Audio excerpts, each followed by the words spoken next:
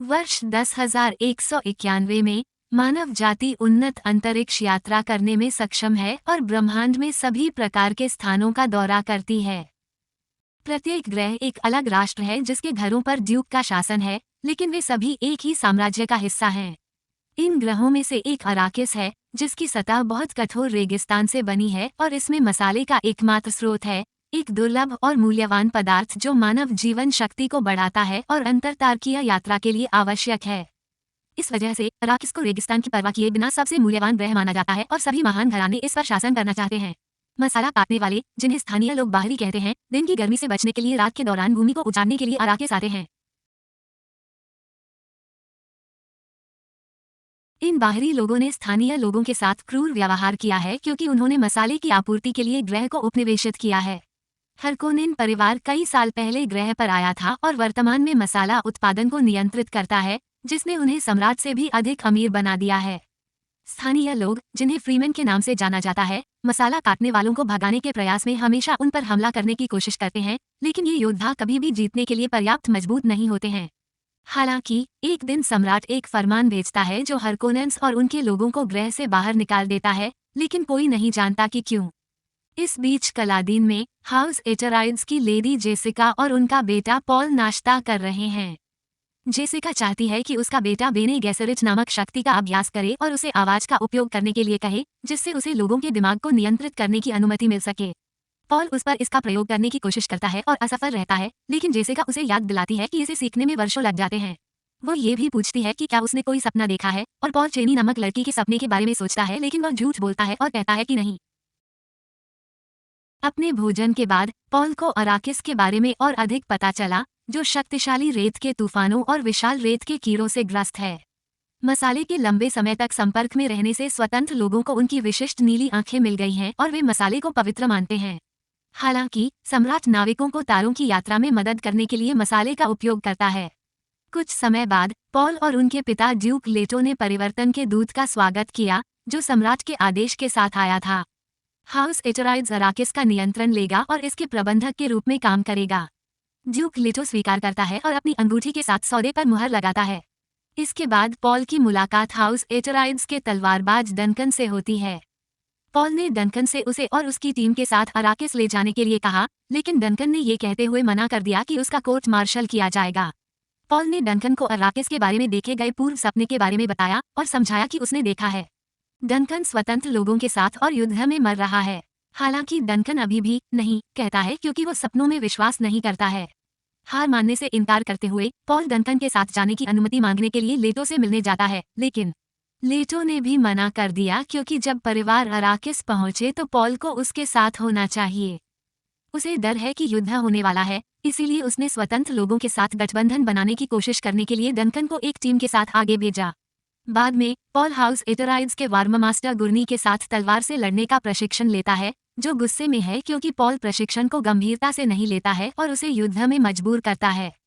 Blade को घुसने से रोकने के लिए बल क्षेत्र ढाल का उपयोग करते समय वे कुछ मिनटों तक लड़ते हैं और एक टाई में समाप्त होते हैं, जो ढाल के बिना एक पारस्परिक मृत्यु होती। गुर्नी ने उसे चेतावनी दी कि हरकोनेंस कितने शातिर हैं, इसलिए पॉल को युद्ध के लिए तैयार रहना चाहिए। इस बीच गेटी प्राइम में हाउस हरकोनेन का होमवर्ल्ड रॉबिन अपने चाचा बैरन से मिलने जाता है। हरकोनेन को ये बताने के लिए कहा कि उनके सभी जहाज अराकिस छोड़ चुके हैं। गुस्से में वो चिल्लाता है क्योंकि उसे आश्चर्य होता है कि बैरन के अलावा सम्राट ने उनके साथ ऐसा क्यों किया। दाहिने हाथ के पीटर ने रहस्यमय तरीके से कहा कि एक उपहार हमेशा एक उपहार नहीं होता है। कैलेडन में वापस जेसिका ने आधी रात में पॉल को जगाया क्योंकि बेने गेसेरिट स्कूल की रेवरेंड मदर गयूस यहाँ हैं और पॉल से मिलना चाहती हैं। जाहिर तौर पर जेसिका ने उसे अपने सपनों के बारे में बताया। पहले डॉक्टर यू पॉल के महत्वपूर्ण पहलुओं की जांच करता है और वह मौके का उपयोग करते हुए पॉल को फुसफुसाता है कि जबकि बेने गेसेरिट व्यापक भलाई की सेवा करने का दावा करते हैं, वे अपने स्वयं के एजेंडे की भी पूर्ति करते हैं। तब यू को पता चला कि पॉल का दिल मजबूत है और जेसिका सांकेतिक भाषा का उपयोग करके उसे रहस्य बनाए रखने के लिए कहती है। रेवरेंड मदर से मिलने जाते समय जेसिका पॉल को अपने प्रशिक्षण को याद रखने के लिए कहने के लिए फिर से सांकेतिक भाषा का उपयोग करती है। जब वे कमरे में प्रवेश करते हैं, रेवरेंड मदर गयूस जेसिका को बाहर इंतजार करने का आदेश देती है और जेसिका पॉल को वो सब कुछ करने के लिए कहती है जो गयूस जाने से पहले कहता है। पॉल इस बात से नाराज है कि गयूस ने अपनी मां को एक आदेश दिया था, लेकिन वो उसे अपने पास खींचने और घुटनों के बल बैठने के लिए आवाज का इस्तेमाल करती है। तब गयूस ने पॉल को अपना हाथ एक डिब्बे में रखने का निर्देश दिया, क्योंकि वो उसकी गर्दन पर जहर की सुई रखती है। यदि वो उसके कहने से पहले अपना हाथ बक्से से बाहर निकाल लेता है तो वो उसे सुई से मार देगी। पॉल को असहनीय दर्द महसूस होने लगता है, लेकिन जैसे ही जेसिका डर के खिलाफ मुकदमे का पाठ करती है, वो रेगिस्तान के अपने सपने देखना शुरू कर देता है और अपना सिर ऊपर रख लेता है। पॉल परीक्षण में उत्तीर्ण हो जाता है और उसे अपना हाथ बाहर निकालने की अनुमति मिल जाती है, जिससे कोई चोट नहीं है। गयूस उसे बताता है कि यदि वो एक जानवर की तरह अपने आवेगों का विरोध करने में असमर्थ होता तो उसे मारना पड़ता, क्योंकि उसे अपनी मां से बहुत अधिक शक्ति विरासत में मिली है। फिर वो उससे उसके सपनों के बारे में पूछती है तो पॉल उसे रेगिस्तान में लड़की के बारे में बताता है। बाद में गयूस चला जाता है, लेकिन बाहर जाते समय गयूस जेसिका को याद दिलाता है कि बेने गेसेरिट के लिए एक आदमी को प्रशिक्षित करना नियमों के खिलाफ था, इसीलिए पॉल का परीक्षण करना पड़ा। ये पता चला कि जेसिका को केवल बेटियां पैदा करने का निर्देश दिया गया था, लेकिन उसके गौरव ने उसे विश्वास दिलाया कि वो चुने हुए मसीहा को जन्म दे सकती है। गयूस के जाने के बाद जेसिका को पता चला कि पॉल ने उनकी बातचीत सुन ली है। वह बेने गेसेरिट पर इम्पीरियम की राजनीति को छाया से संचालित करने का आरोप लगाता है, लेकिन उसकी मां उसे बताती है कि इसमें इसके अलावा भी बहुत कुछ है। बेने गेसेरिट ने कई पीढ़ियों तक उस व्यक्ति को सामने लाने के लिए काम किया है जो अंतरिक्ष और समय, अतीत और भविष्य को जोड़ने के लिए पर्याप्त शक्तिशाली दिमाग है। उनका मानना है कि पॉल वो व्यक्ति हो सकता है, लेकिन पॉल दुखी है कि वो सिर्फ एक योजना का हिस्सा है। जल्द ही परिवार सब कुछ पैक करता है और अराकिस पहुंच जाता है। की ओर से जयकारे लगाकर उनका स्वागत किया जाता है। फ्रीमैन और पॉल को आश्चर्य होता है कि वे क्या कह रहे हैं, तो जेसिका बताती है कि वे उसे अपनी भाषा में मसीहा कह रहे हैं। रेगिस्तान के ऊपर एक लंबी उड़ान के बाद वे अराकीन शहर पहुंचते हैं, जो एक दीवार द्वारा मौसम और रेत के कीड़ों से सुरक्षित है। अपने कमरे में पॉल ग्रह के बारे में और अधिक सीखता है। रेत के कीड़ों को आकर्षित करने से बचने के लिए फ्रीमैन ने रेत की सैर का उपयोग करके रेगिस्तान को पार किया, एक विशेष पैदल यात्रा जो रेगिस्तान की प्राकृतिक ध्वनियों की नकल करती है। अचानक पॉल ने हथियारों द्वारा इस्तेमाल की गई एक छोटी सी तैरती हुई मशीन को दीवार में एक छोटे से छेद से प्रवेश करते हुए देखा। उपकरण पॉल की ओर उड़ता है और रुक जाता है, क्योंकि वे एक दूसरे को घूरते रहते हैं। जब एक मौका कमरे में प्रवेश करता है तो पॉल उसमें से बाहर निकलता है और उपकरण को अपने हाथ में पकड़ लेता है, जिससे वो कुचल जाता है। इसके बाद गार्ड सतर्क हो गए और उन्होंने हत्यारे को एक दीवार के अंदर मृत पाया। वो 6 सप्ताह पहले ही एक दरार में फंस गया था और हमला करने के लिए सही समय का इंतजार कर रहा था। इस बीच एक बेने गेसेरिट बहन सम्राट से एक संदेश लाने के लिए बैरन हरकोनेन और पीटर से मिलती है, जिन्होंने अपने स्वयं के विशिष्ट सैन्य बल सरदाउका के साथ हरकोनेन की सेना को मजबूत करने का वादा किया है, लेकिन इसके बारे में कोई भी नहीं जान सकता है। बहन उन्हें ये भी बताती है कि वे लेटो को मार सकते हैं, लेकिन ये कहानी का अंत नहीं है। जेसिका और पॉल को जीवित रखा जाना चाहिए। हरकोनेन अपना वचन देता है कि वो उन्हें नुकसान नहीं पहुंचाएगा, लेकिन उसके जाने के बाद बैरन पीटर से कहता है कि वो वैसे भी पूरे परिवार को मार डाले। कुछ समय बाद लेटो और उनकी परिषद ने फैसला किया कि उन्हें मसाला साइलो का निरीक्षण करना होगा, क्योंकि ऐसा लगता है कि उनमें हरकोनेंस द्वारा तोड़फोड़ की गई थी, इसलिए उन्हें इंतजार करना होगा। प्रक्रिया की निगरानी के लिए परिवर्तन न्यायाधीश। उसी समय डंकन आता है और उन्हें अपने मिशन के बारे में बताता है। वो 4 सप्ताह तक फ्रीमैन के साथ रहा और उसे पता चला कि अराकिस पर उनमें से लाखों हैं, कुछ जमीन के नीचे सुरंगों में स्थित हैं जिनके बारे में हरकोनेन को पता नहीं था। डंकन फ्रीमैन जनजाति के नेता स्टिल्गा को भी ड्यूक से मिलने के लिए लाया है। लेटो द्वारा उसका स्वागत करने के बाद स्टिल्गा ने जमीन पर थूक दिया, लेकिन यह उसकी संस्कृति में सम्मान का संकेत है और लेटो ने उसे वापस कर दिया।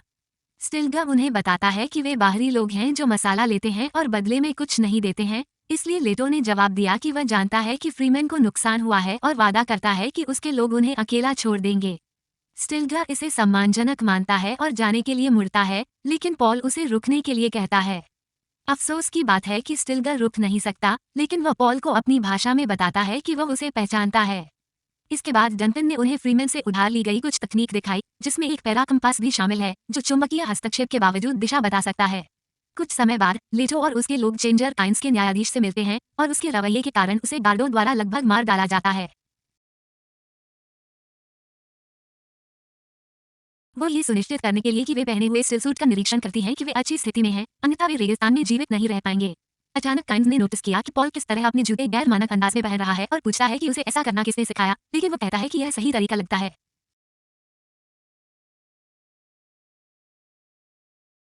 फिर काइंस उन्हें 3 विमानों पर सवार होकर कटाई के खेतों को देखने के लिए ले जाता है।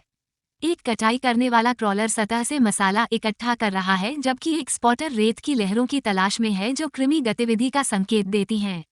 कीड़े गहराई तक यात्रा करते हैं, लेकिन वे शोर और कंपन से आकर्षित होते हैं। वे ढालों का उपयोग नहीं कर सकते क्योंकि वे कीड़ों को भी आकर्षित करते हैं। उस समय लेटो को एक रेत की लहर दिखाई देती है और काइंस क्रॉलर को वापस लाने के लिए कैरी ऑल को बुलाता है। कैरी ऑल आता है और क्रॉलर पर उतरता है, लेकिन एक खराबी के कारण कैरी ऑल क्रॉलर को उठाने में विफल हो जाता है। इसका मतलब है कि क्रॉलर का दल खतरे में है, इसलिए लेटो ने फैसला किया कि वे उन्हें बचाने के लिए 3 विमानों का उपयोग करेंगे। जैसे ही विमान क्रॉलर के पास उतरता है, लेटो अपने आदमियों को जगह बनाने के लिए शील्ड जनरेटर को बाहर फेंकने का आदेश देता है। फिर वह रेडियो पर आदमियों को क्रॉलर छोड़ने और उसमें सवार होने के लिए कहता है। जैसे ही कीड़ा करीब आता है, कैरी ऑल उड़ जाता है और पॉल द्वारा चालक दल को विमान की ओर निर्देशित किया जाता है। हालांकि जब वो अचेतन स्थिति में आ जाता है तो वो अचानक स्थिर हो जाता है। लेटो उड़ान भरने ही वाला है कि तभी उन्हें एहसास हुआ कि पॉल विमान में नहीं है और कीड़ा लगभग वहीं है। अब पॉल अपने घुटनों पर गिर जाता है और अपने मन में फुसफुसाहट शुरू करने से पहले अपने मन में अजीब शब्द सुनता है। सौभाग्य से गर्नी ने उसे उसके अचंभे से खींच लिया और वे एक साथ दौड़ने लगे, लेकिन नीचे गिरने के लिए ही कीड़ा टूटने लगा, जिससे रेत अंदर धंसने लगी। दोनों जल्दी से अपने पैरों पर खड़े हो जाते हैं और विमान तक पहुंचते हैं, जो वे उड़ जाते हैं जब वे देखते हैं कि कैसे रेत का कीड़ा रेंगने वाले को पूरा निगल जाता है।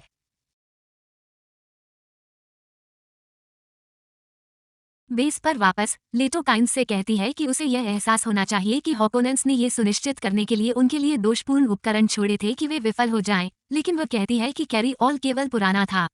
बाद में पॉल की जांच यूए द्वारा की जाती है, जो कहता है कि पॉल मसाले के प्रति संवेदनशील लगता है, लेकिन वह ठीक हो जाएगा।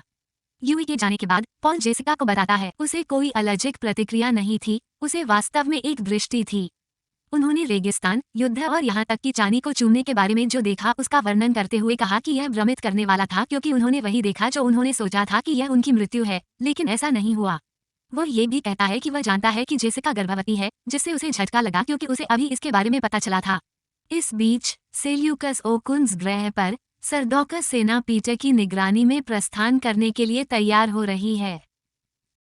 शाम को यू पॉल से मिलने जाती है और उसे पीने के लिए कुछ छोड़ देती है, जिसमें गुप्त रूप से शामक दवा होती है। कुछ क्षण बाद कुछ गार्डों को शोर सुनाई देता है और एक रहस्यमय व्यक्ति अचानक एक कमरे में प्रवेश करने और बेस की ढाल को नीचे करने से पहले उन सभी को गोली मार देता है।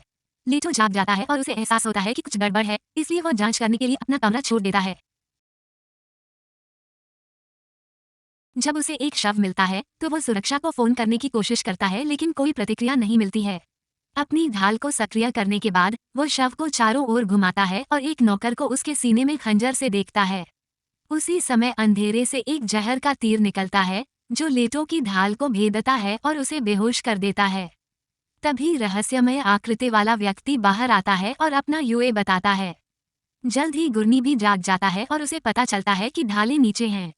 वो आसमान में मंडरा रहे एक बड़े दुश्मन जहाज को खोजने के लिए बाहर निकलता है और वह अपनी सेना को अपने जहाजों को जमीन से हटाने का आदेश देता है।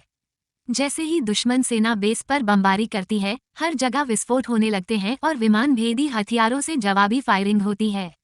शत्रु परिवहन जहाज उतरते हैं और सैनिकों को उतारते हैं, इसलिए गुर्नी और उसके लोग उनसे आमने सामने लड़ने के लिए दौड़ पड़ते हैं। मुख्य सीढ़ियों पर एटराइड्स पुरुषों का एक समूह आक्रमणकारियों को दूर रख रहा है, लेकिन अचानक सरदौका ने उन्हें घेर लिया और नष्ट कर दिया। लेटो में वापस वो उठता है लेकिन हिल नहीं पाता। यूए बताता है कि उसने लेटो को वापस करने के लिए बैरन के साथ एक सौदा किया है, क्योंकि हरकोनेंस ने उसकी पत्नी को बंधक बना लिया है। पॉल के लिए लेटो की अंगूठी पाने के बाद यूए ने लेटो के मुंह में एक नकली दांत लगाया। यदि लेटो इसे काटता है तो ये हवा में जहरीली गैस भर देगा जो उसे मार डालेगी, इसलिए लेटो को बैरन हरकोनेन को मारने के लिए भी सही समय चुनना होगा। जबकि रॉबिन सभी एटराइड्स कैदियों को मारने के लिए इकट्ठा करता है, डंकन चारों ओर छिपता है और कुलीन परिवार के कमरों की जांच करने से पहले दुश्मनों के एक समूह को मारता है, लेकिन उन्हें खाली पाता है।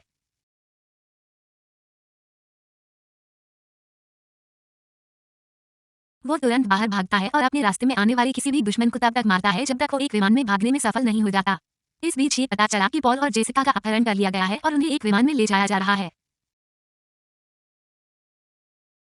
हरकोनेन के लोग जेसिका के साथ शरारत करने पर चर्चा करते हैं और जब पॉल उन्हें उसकी मां को न छूने की चेतावनी देता है तो वे उसे थप्पड़ मार देते हैं। अपनी मां की हस्ताक्षरित चेतावनियों को नजरअंदाज करते हुए पॉल पुरुषों पर आवाज का उपयोग करने की कोशिश करता है, लेकिन ये काम नहीं करता है।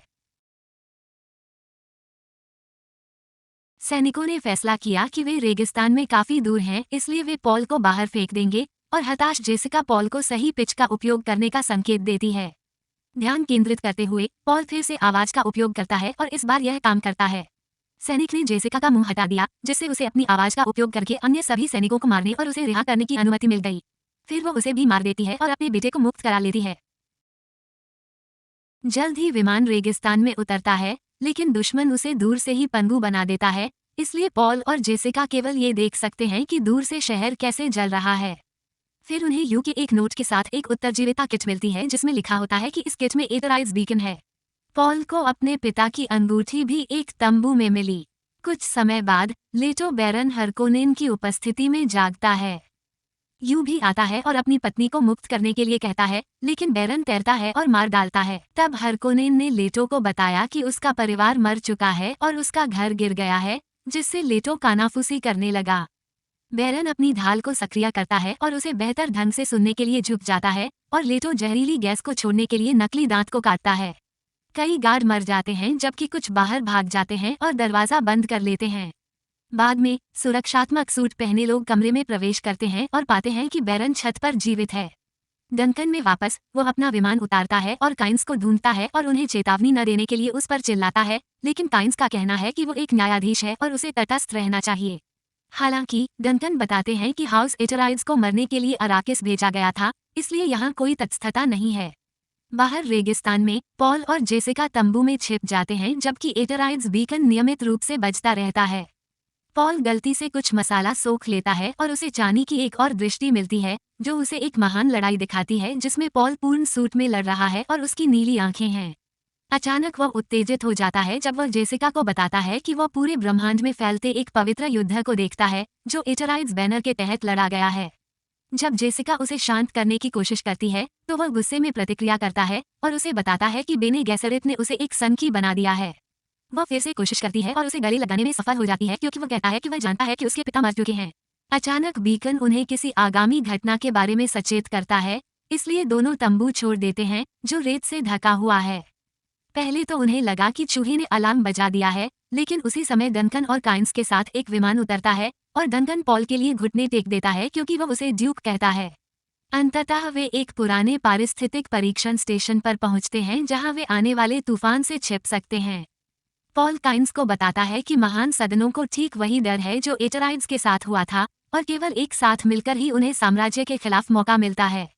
जब वो उल्लेख करता है कि फ्रीमैन मसीहा में विश्वास करते हैं तो काइंस कहते हैं कि यह सिर्फ अंधविश्वास है, लेकिन पॉल उसके बारे में उन चीजों का उल्लेख करना शुरू कर देता है जो उसे नहीं जानना चाहिए और कहता है कि उसने उसका सपना देखा है।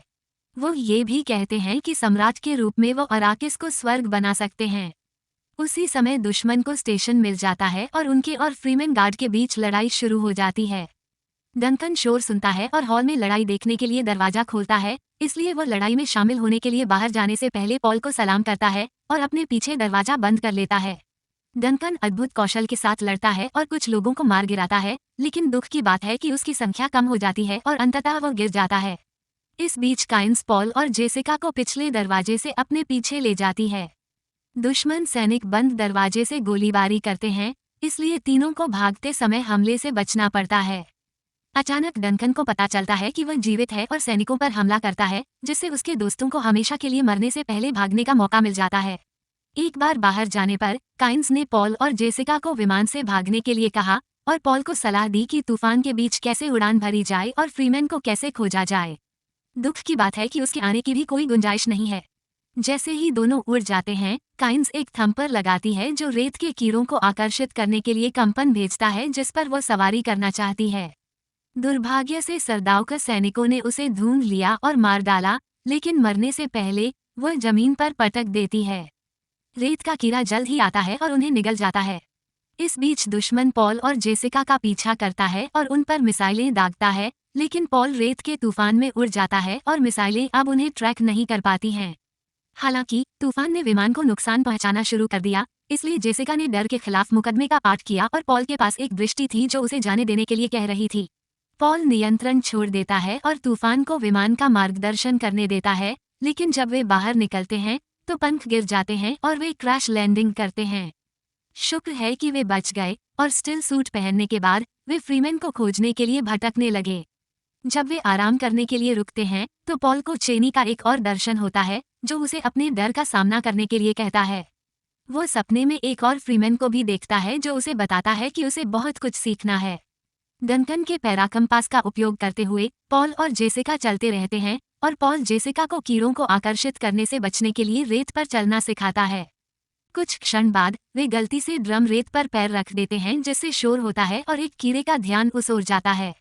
जैसे ही जीव उनका पीछा करता है तो दोनों भाग जाते हैं, लेकिन अचानक कोई एक थंपर सक्रिय कर देता है जो सैंडवर्म का ध्यान उनकी ओर आकर्षित करता है। वे सुरक्षा के लिए पास की कुछ चट्टानों पर चढ़ जाते हैं और पाते हैं कि वे फ्रीमैन से घिरे हुए हैं जिसने थंपर स्थापित किया था।